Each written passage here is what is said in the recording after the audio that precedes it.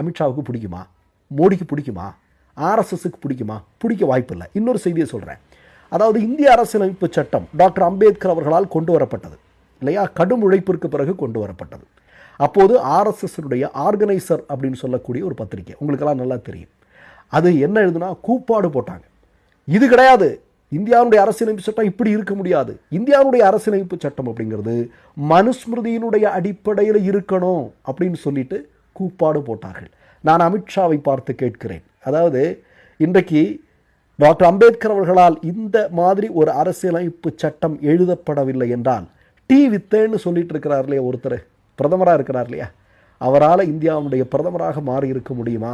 முடியாது. இப்போ நான் என்ன கேட்குறேன், பார்லிமெண்ட்டில் அமித்ஷா ஒரு 20 செகண்ட் வரக்கூடிய ஒரு விஷயத்தை பேசுகிறாரு, அதை கரெக்டாக கட் பண்ணி காங்கிரஸ்காரர்களும் கம்யூனிஸ்டுகளும் இங்கே இருக்கக்கூடிய எதிர்க்கட்சிகள் எல்லாம் மிகப்பெரிய அரசியல் செய்து